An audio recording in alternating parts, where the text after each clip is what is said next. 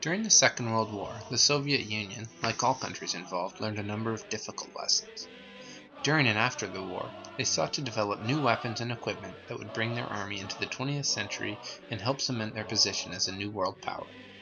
One of the areas that the new superpower needed an upgrade was with their main battle rifle. Their primary rifle used during the war was the accurate but antiquated Mosin Nagant. The bolt action and long length of the rifle did not lend themselves well to the rigors of modern combat that frequently took place at very close range. Another rifle used by the communists that was coveted by snipers and elite soldiers was the SVT-40. This was the first self-loading rifle employed by the Soviet Union on a large scale. It was a prize captured by well-trained German and Finnish soldiers, but proved too difficult for Soviet regulars to operate in harsh battlefield environments. Both of these rifles were chambered in the 7.62 by 54mm rimmed cartridge, and the Red Army wanted a rifle design that employed the new, smaller 7.62 by 39mm cartridge instead. The new cartridge would allow for a more compact rifle design and enable soldiers to carry more ammunition into battle. To achieve this, the Soviet Union commissioned the design of a number of new rifles. In 1943, Comrade Sergei Gavrilovich Simonov completed the design of a self-loading rifle. In 1945, it was officially adopted by the Red Army as the primary service rifle.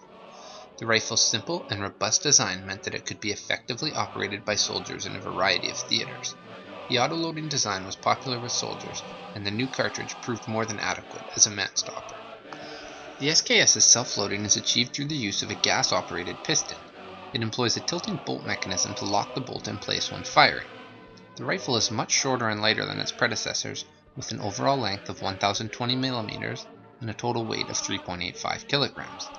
The rifle's effective range is 400 meters, and it can fire about 35 to 40 rounds a minute during semi-automatic operation. The SKS uses an internal 10-round magazine that is fed from the top with stripper clips. This system allows rapid reloading during prolonged periods of continuous fighting. The SKS also includes an integral bayonet that folds under the rifle when not in use. The popularity of the rifle was almost immediate, and more than 15 million of them were built.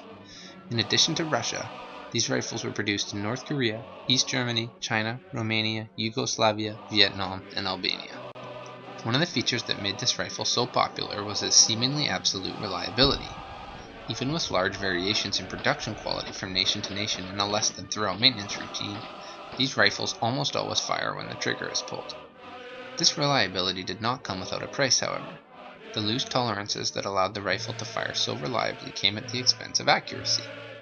The rifle had been designed to meet the needs of warfare that was increasingly taking place at close ranges. Reliability was valued more than accuracy at ranges that soldiers would be unlikely to encounter. The rifle needed to be produced cheaply and quickly so that large quantities could be manufactured. The loose tolerances also made this possible. Rather than build highly accurate rifles and invest money in marksmanship training, Soviet doctrine of the time favored equipping millions of minimally trained soldiers with cheaply produced weapons. The SKS was a perfect fit in this role. Even first-time shooters were able to operate the rifle without difficulty.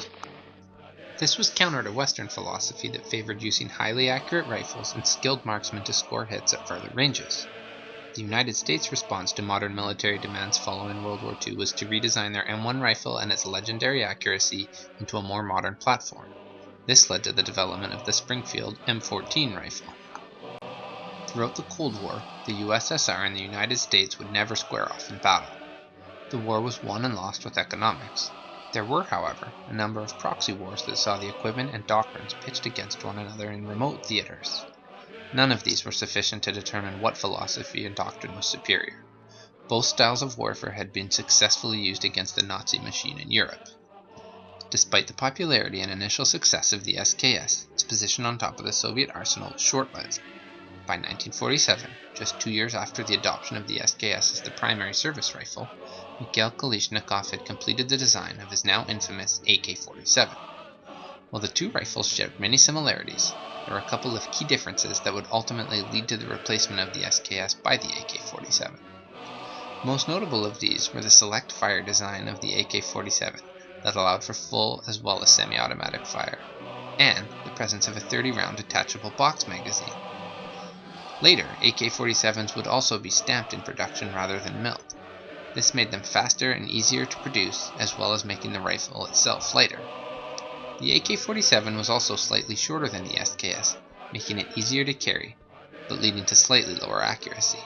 But as before, accuracy was not a major concern of the Soviet Union at the time. In 1950, the AK-47 took over the role of main rifle in the Red Arsenal. So despite all of the advantages that came with the SKS at the time of its introduction, it only served as the primary rifle of the Soviet Union for 5 years. After that, they were moved to second-line units where they remained in active service for another 20 years. They did remain the primary rifle in a number of other countries for many years after that, however, and they continue to appear in war and conflict around the world today. Due to the affordability, reliability, and durability of these rifles, they continue to be popular with shooting enthusiasts and sportsmen the world over. In this latter role, they can be found in a seemingly endless variety of combinations. Some of these rifles have become collectible, but the vast majority of them are shooter-grade rifles that, due to their brief service career, can be found in fairly good condition at prices that are relatively low when compared with new production semi-automatic rifles.